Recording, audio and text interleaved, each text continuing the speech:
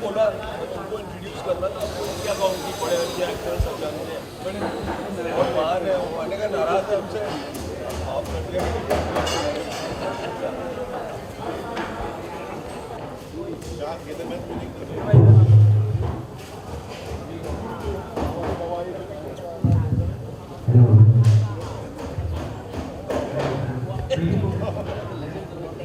Ladies and gentlemen, I would request you to please take your seats.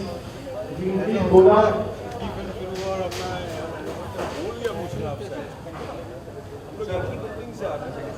Please take your seats. We have a small.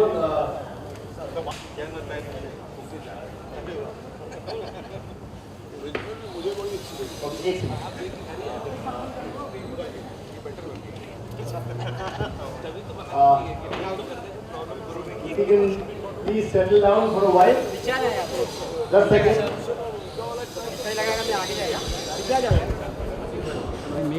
Okay, it appears that we are all on trial here, but believe me, we are not. I call upon the famous lyricist, Mr. Manoj Bhattacharya, to tell us actually what this is all about. Sir, please come.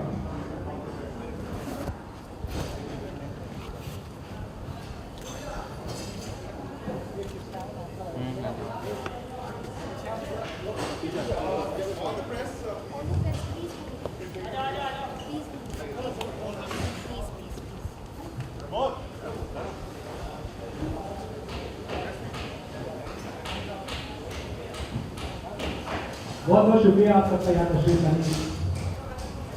यदि मैंने कहा कि सवाल ये कोई academy नहीं है जहाँ स्टेज किए जा सकते हैं, ये कास्टिंग किए जा सकते हैं।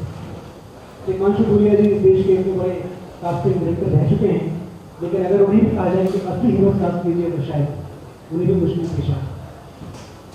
तो कहाँ से आए असली हीरो? एक छोटा सा नजर में उनसे बड़ा देशभक्त नहीं है। मैं आपको एक छोटा सा वाक्य बताता हूं कि जब हिंदुस्तान आजाद हुआ तो ब्रिटिश के प्राइम मिनिस्टर थे लॉर्ड एटली साहब।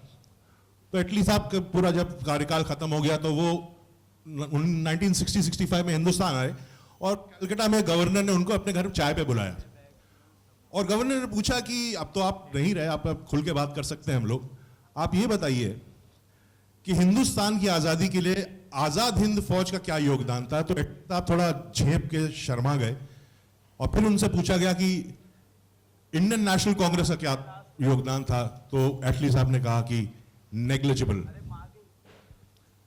आज़ाद हिंद फौज अगर नहीं होती तो शायद हमको 1947 में आज़ादी नहीं मिलती। सिर्फ ये कहना चाहूंगा और ये कहते हुए मैं गुरदीप सिंह सफल साहब को इनवाइट करता हूं, जिनकी वजह से आज हम यहां पे हैं और ये शूटिंग कर रहे हैं। सफल साहब प्लीज। तालियां गुरदीप सिंह जी के लिए। गुरदीप सिंह जी के तारुफ में मैं बता दूं कि ये राज्यसभा टीवी के सीईओ हैं, हमारी फिल्म के प्रोड्यूसर हैं और वॉइस प्रेसिडेंट ऑफ इंडिया के OSD भी हैं। सर, एक ऐसे प्रोजेक्ट को बैकअप करने का ख्याल कहां से आया? बात सिर्फ इस प्रोजेक्ट की नहीं है जी। दरअसल बॉलीवुड इंडस्ट्री का जो रोल इस देश में है वो हम सोचते हैं तो बॉलीवुड की भाषा में, जी। हम सपने भी देखते हैं बॉलीवुड की भाषा में। हम लोगों के अरमान, रिलेशनशिप पिछले जब से बॉलीवुड पनपा वो फिल्मों के माध्यम से डेवलप हुआ है। और इस देश में जो लोकतंत्र भी बना जी, वो किसी पॉलिटिकल पार्टी की क्लासेस नहीं लगी इस देश में। बिल्कुल। वो इस देश की फिल्मों ने, इस देश के गानों ने, उस ज़माने में जो वैल्यूज़ बन पाए गए, उससे एक आम पब्लिक में एक फीलिंग डेवलप हो गई कि हम लोकतांत्रिक हैं, डेमोक्रेटिक कंट्री हैं। अब पिछले कई समय से एक जद्दोजहद मन में चल रही थी कि कंटेम्प्रेरी हिस्ट्री की हम लोग बात नहीं करते, हमारे यहाँ डॉक्यूमेंट नहीं हुआ उसको काम को। जी। बहुत सारे लोग, बहुत सारी घटनाएं जिन्होंने इस देश को वो बनाया जो आज हम हैं, जी। वो जनता तक नहीं है। जी। पहले दिमाग में आया कि इस पर रिसर्च प्रोजेक्ट्स किए जाएं, लेकिन फिर लगा कि सबसे जो स्ट्रॉन्ग माध्यम है इस देश का कम्युनिकेशन का, उसको अप्रोच करते हैं। तो पहला जो हमारा प्रोजेक्ट था वो संविधान था। जी। श्याम बेनेगल साहब ने डायरेक्ट किया और अपनी तरह का अकेला प्रोजेक्ट है। जब मैंने सबसे पहले बात की कि भाई हम संविधान बनाते हैं, तो बेनेगल साहब ने भी कहा कि भाई डिबेट्स को कैसे हम दिखाएंगे, बहुत बोरिंग होती है। जी। और 8 से 9 महीना लगा उन्हें कन्विंस करने में। जी। 8-9 महीने में हमने उनको कन्विंस किया और कुछ लोगों ने साथ दिया हमारे पार्लियामेंट में। मेनली उपराष्ट्रपति जी थे, सीताराम येचुरी थे, राजीव शुक्ला थे, जिन्होंने पहले इसको समझा कि इसमें जान है इस आइडिया में। जी। और जब बन के आया तो बखूबी बन के आया और उससे ये हिम्मत मिली कि इस तरह के टॉपिक हम ले सकते हैं, इसको अप्रिसिएशन मिल सकता है, ये पब्लिक तक पहुंच सकता है। फिर हमने 3 टॉपिक नए चुने जी। और उनमें से एक INA ट्रायल्स है। एक जब ये बात हुई कि हम किसको देंगे, जी, तो चूंकि हम पब्लिक सेक्टर कंपनी है, जी, एक RSTV पब्लिक से सेक्टर का है, तो हमने एक लिमिट रख दी कि जिसने भी नेशनल अवार्ड जीता हो उन्हीं में से national award winners film producers में से।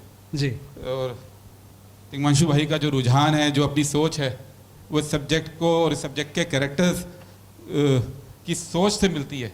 वाह, एक क्या अच्छे बात। डायरेक्टर तो हैं, लेकिन व्यक्तिगत जीवन में भी इनकी सोच मुझे लगा कि भाई इससे जुड़ी है, तो हमने अप्रोच किया और थैंक यू तिग्मांशु भाई कि इस प्रोजेक्ट को ले रहे हैं। और ये प्रोजेक्ट में हमारा उद्देश्य पैसा कमाना कभी नहीं रहा जी, लेकिन सफलता जरूर चाहते हैं, पब्लिक तक पहुंचना जरूर चाहते हैं, क्योंकि किसी भी देश में पब्लिक सेक्टर ही इस तरह के प्रोजेक्ट्स को सपोर्ट कर सकता है। कमर्शियल सेक्टर की ना तो जिम्मेदारी है और ना ही हिंदुस्तान में कमर्शियल सेक्टर अभी उतना डेवलप हुआ कि इस तरह के पीरियड फिल्म्स को, इस तरह को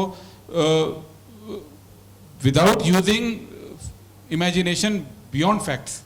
बिल्कुल इंपॉर्टेंट ये, जब कमर्शियल सिनेमा करेगा तो वो इमेजिनेशन को फैक्ट से अलग ले जाके भी देखता है।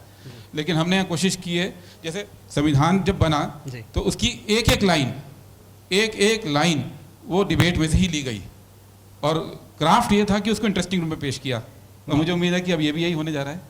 और राज्यसभा टीवी की ओर से कोशिश ये है कि ये प्रूव करना कि इस तरह के प्रोजेक्ट संभव हैं और देश को ये मालूम पड़े कि हम यहाँ तक कैसे पहुँचे। 1947 में हम 135वें 40वें नंबर पे थे दुनिया में, आज 5वें-6ठे नंबर पे हैं और ये अपने आप नहीं हुआ और इसके पीछे कुछ लोग रहे, कुछ घटनाएं रही और एक घटना INA ट्रायल्स है। देश की तरक्की के पीछे बहुत सारे लोग रहे, इस फिल्म को बनाने के पीछे गुरदीप जी हैं। मैं इस बात के लिए इनका बेहद बेहद शुक्रिया अदा करता हूं। और इन्होंने अभी बड़ी अच्छी सी बात कही कि बॉलीवुड जो है सिनेमा, ये हमेशा इस देश को दिशा देता आया है कहीं ना कहीं से, मनोरंजन से, एंटरटेनमेंट के तरीके से।